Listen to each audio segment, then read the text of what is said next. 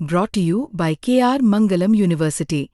We provide you the platform to turn your dreams into reality. Give wings to your aspirations with KR Mangalam University. आखिरकार वो दिन आ ही गया जब भारत और Britain के बीच वो ऐतिहासिक व्यापार समझौता साइन होने जा रहा, जिसका इंतजार पिछले 3 साल से किया जा रहा था। और खास बात यह है कि ये सिर्फ एक डील नहीं, ये एक संदेश है अमेरिका जैसे शक्तिशाली देशों को, जो डेडलाइन की तलवार लटकाकर भारत से डील करवाना चाहते हैं।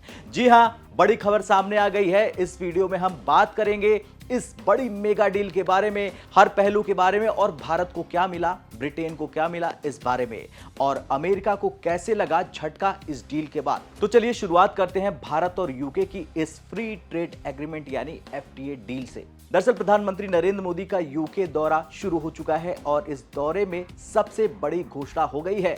भारत और यूनाइटेड किंगडम के बीच बहुप्रतीक्षित फ्री ट्रेड एग्रीमेंट पर आधिकारिक रूप से हस्ताक्षर होने जा रहा। करीब 3 साल और 14 दौरों की बातचीत के बाद आखिरकार यह समझौता होगा।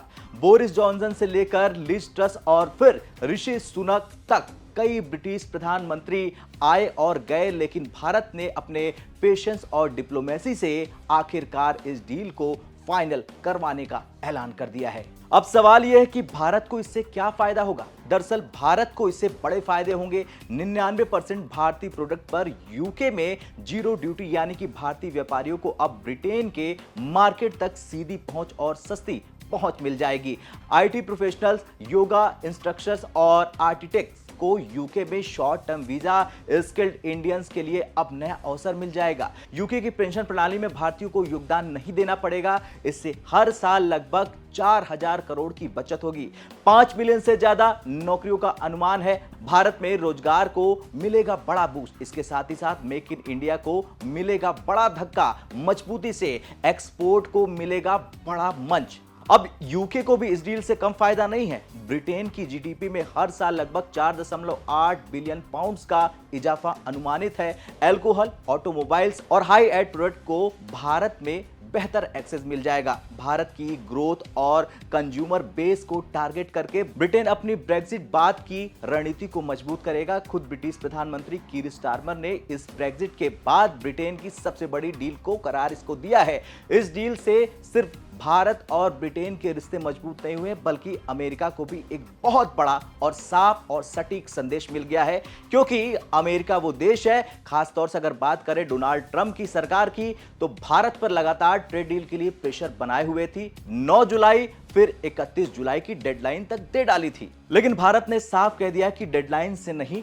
डिप्लोमेसी से ही होगी डील। भारत के वाणिज्य मंत्री पीयूष गोयल ने यहां तक कह दिया था कि हम डील तो जरूर करेंगे, लेकिन डेडलाइन की धमकी पर बिल्कुल नहीं करेंगे। यहां तक कि भारत ने अमेरिका के साथ ट्रेड डील के लिए अपनाई जाने वाली एसओपी यानी स्टैंडर्ड ऑपरेटिंग प्रोड्यूस को सस्पेंड कर दिया है। भारत हर एफटीए के लिए एक एसओपी फॉलो करता था, 60 पेज की प्रक्रिया, कौन से सेक्टर में डील होंगे, कौन में नहीं होंगे। लेकिन अमेरिका के लिए अब एसओपी नहीं, अब भारत ने साफ कह दिया है कि डायनामिक अप्रोच अपनाया जाएगा।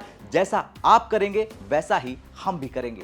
वैसे एसओपी हटाने के पीछे भारत के 2 बड़े कारण थे। अगर अमेरिका ब्राजील से सस्ती चीनी लेकर भारत में ढकेलता है तो भारतीय किसानों को क्या होगा। दरअसल इस खतरे को भांपकर भारत ने पहले ही इसे मना कर दिया है।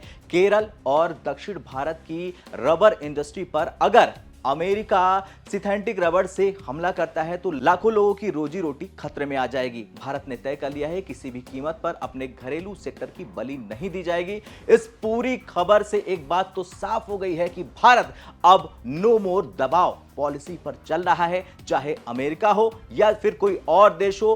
भारत अब गौरव के साथ डील करेगा, डेडलाइन से नहीं, डिप्लोमेसी से करेगा, प्रेशर से नहीं बल्कि पेशेंस से करेगा। और यूके के साथ इस डील को साइन करके भारत ने अमेरिका समेत बाकी देशों को भी एक कड़ा और स्पष्ट संदेश दे दिया है। खैर दोस्तों, ये थी पूरी खबर। भारत की ऐतिहासिक जीत, ब्रिटेन के साथ दोस्ती का नया अध्याय और अमेरिका के लिए भारत की नई व्यापार नीति। क्या आप इस डील को भारत की डिप्लोमेटिक जीत मानते हैं? और एक और बड़ा सवाल ये कि क्या अमेरिका को अब अपनी रणनीति बदलनी चाहिए? आपका क्या कुछ कहना है? कमेंट कर जरूर बताएं। जय हिंद।